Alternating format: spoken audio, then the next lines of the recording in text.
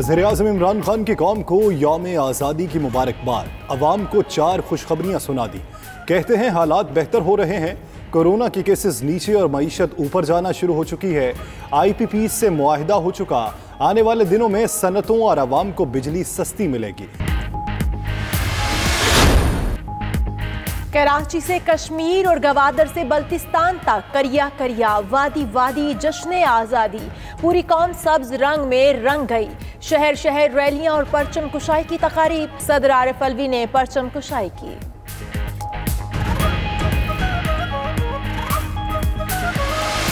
قائد پر guards کے فرائض پاکستان نیول academy کے چاقو چوبند دستے کے سپرد، گورنر اور وزیر اعلیٰ سندھ وفاقی وزیر علی زیدی اور ڈی جی رینجرز عمر بخاری کی مزار قائد پر حاضری۔ لاہور میں مزار اقبال پر اعزازی گارڈز کے فرائض پاک فوج کے دستے نے سنبھال لیے۔ وزیر اعلیٰ پنجاب عثمان بزدار کی مزار اقبال پر فاتحہ خوانی۔ 74 سالوں میں قوم نے آزمائشوں سے بہت کچھ سیکھا، اپنی معیشت بہتر کر کے ہم مسلم امہ کی قیادت حاصل کر سکتے ہیں۔ حریت رہنما سید علی گیلانی کے لیے پاکستان کا سب سے بڑا سول ایوارڈ۔ یوم آزادی پر صدر مملکت عارف الوی نے حریت رہنما سید علی گیلانی کو نشان پاکستان سے نوازا۔ ایوان صدر میں ہونے والی تقریب میں سید علی گیلانی کے لیے نشان پاکستان کا اعزاز حریت رہنماؤں نے وصول کیا۔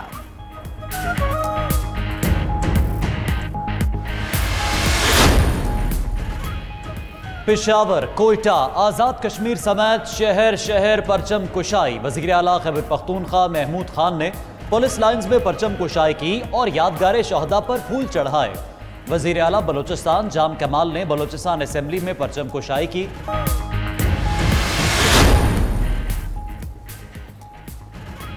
تمام پاکستانیوں کو جشن آزادی مبارک۔ وفاقی وزیر اسد عمر کا ٹویٹ۔ وفاقی وزیر اطلاعات شبلی فراز نے کہا، زندگی کا حقیقی احساس آزادی کی عظیم نعمت کے بغیر ادھورا ہے۔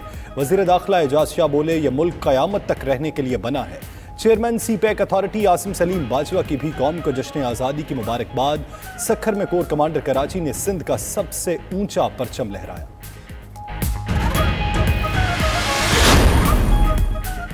لاہور میں نون لیگ کے زیر اہتمام جشن آزادی کی تقریب، شہباز شریف نے پارٹی رہنماؤں اور کارکنان سے تجدید عہد کا حلف لیا۔ وطن کے تحفظ اور سلامتی پر آنچ نہیں آنے دیں گے۔ چیئرمین پیپلز پارٹی بلاول بھٹو اور امیر جماعت اسلامی سراج الحق کے بھی قوم کو یوم آزادی پر مبارکباد کے پیغامات۔ یوم آزادی کی مناسبت سے گوگل نے بھی اپنا ڈوڈل جاری کر دیا۔ سوہنی دھرتی اللہ رکھے قدم قدم آباد تجھے۔ یوم آزادی پر شہر شہر جوش و خروش، کہیں ریلی نکالی گئی تو کہیں فیملیز نے پارکوں کا رخ کر لیا۔ حیدرآباد، جیکب آباد، مٹھی کوٹ، اسلام کوٹ، ٹھٹھا میں بھی تقاریب۔ لنڈی کوتل میں 50 فٹ طویل کیک کاٹا گیا۔ سائیکل، موٹر سائیکل اور رکشہ ڈرائیورز کی بھی ریلیاں۔ کراچی کے علاقے کے ماری اور گوادر میں ماہی گیروں نے یوم آزادی کا جشن منایا۔ پاکستان کے یوم آزادی پر دنیا بھر میں پاکستانیوں کا جشن۔ بھارت، سعودی عرب، ملائیشیا، آسٹریلیا اور سری لنکا میں پرچم کشائی کی پروکار تقاریب۔ روسی صدر ولادیمیر پوٹن سمیت عالمی رہنماؤں کی جانب سے بھی مبارکباد کے پیغامات۔ سعودی سفیر نواف بن سعید المالکی نے اردو میں جشن آزادی کی مبارکباد دی۔ کرکٹر ڈیرن سیمی نے دل دل پاکستان، جان جان پاکستان کا ٹویٹ کیا۔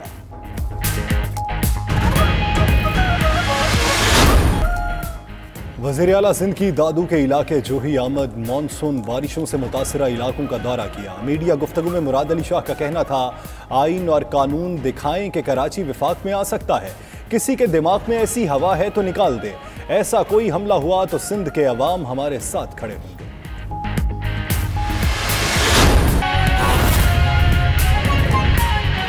74ویں یوم آزادی کی مبارک دینا چاہتا ہوں۔ یہ پاکستان میں ہمیشہ کہتا ہوں ایک عظیم خواب کا نام تھا، اور وہ خواب تھی ہمارے فاؤنڈنگ فادرز قائد اعظم محمد علی جناح اور علامہ اقبال کی، اور وہ خواب یہ تھی کہ ہم نے پاکستان کو ایک اسلامی فلاحی ریاست بنانا تھا، اور دوسری طرف اس ریاست کے اندر قانون کی بالادستی قائم کرنی تھی۔ जिधर सब इंसानों के हकूक़ होने थे, चाहे उनका कोई रंग हो या जो भी उनका मज़हब हो, लेकिन सब इंसान बराबर और हकूक़ उनके रियासत ने गारंटी करने थे। तो ये एक बहुत बड़ी ख्वाब है और इस सफ़र के ऊपर हम निकले हुए हैं और मुझे कोई शक नहीं कि इंशाअल्लाह इस मंजिल तक हम पहुंच जाएंगे, लेकिन इसमें हम सब मिलके एक जद्दोजहद करेंगे तो पहुंचेंगे। दूसरी मैं आज आपको मुबारकी देना चाहता हूँ, जिस तरह सारी कौम ने मिलके कोरोना वायरस का मुकाबला किया, शायद ही किसी कौम ने इस कामयाबी से बैलेंस किया। इस कोरोना वायरस की जद्दोजहद में शायद ही किसी ने इस तरह बैलेंस किया जो हमारे मुल्क पाकिस्तान ने किया। शुरू में हमें खौफ था कि एक तरफ कोरोना से लोग मरेंगे, दूसरी तरफ हमें खौफ था कि जो लॉकडाउन लगाने से पूरी माशियत ख़त्म हो गई, बंद हो गई, उसकी वजह से भूख से लोग मरेंगे। तो जो हमने फ़ैसले किए, आज हमें अल्लाह का ख़ास शुक्र अदा करना चाहिए कि कोरोना के केसेस भी नीचे आ गए हैं और हमारी माशियत भी ऊपर जाना शुरू हो गई। इसमें फिर से मैं कहता हूँ कि कोशिश इंसान करता है, लेकिन कामयाबी अल्लाह देता है। ये नहीं कि हम जंग जीत चुके हैं, अभी भी चैलेंजेस सामने हैं। हमने अगर एहतियात ना की, और सबसे बड़ी एहतियात है कि हम जब भी लोगों के सामने जिधर पब्लिक में जाएं, अपने फेस मास्क पहने। आसान चीज़ है, जैसे ही आप ये पहनते हैं तो चांसेस इस वबा के फैलने की कम हो जाती है।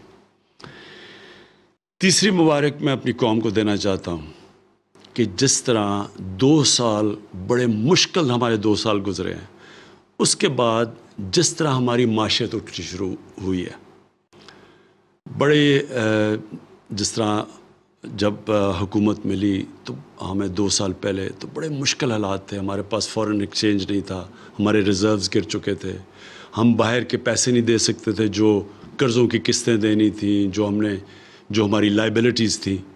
हमारे पास फ़ॉरेन एक्सचेंज नहीं था, शुरू में हम डिफ़ॉल्ट भी कर रहे थे।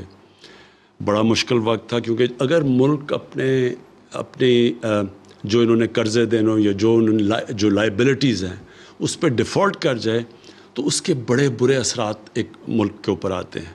सबसे बुरा असर पड़ता है कि जो आपके पास मुल्क में डॉलर आना होते हैं वो और कम हो जाते हैं। जब वो कम होते हैं तो डॉलर की कीमत ऊपर चली जाती है और रुपया नीचे गिर जाता है।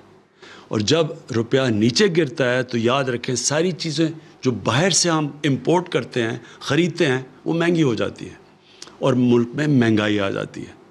तो बहुत बुरी महंगाई से हम बचे हैं क्योंकि हम डिफ़ॉल्ट से बच गए थे। लेकिन ये नहीं कि लोगों के हालात आसान थे। मैं सब जानता हूँ कि किस तरह लोगों के हालात मुश्किल थे और अभी भी हैं।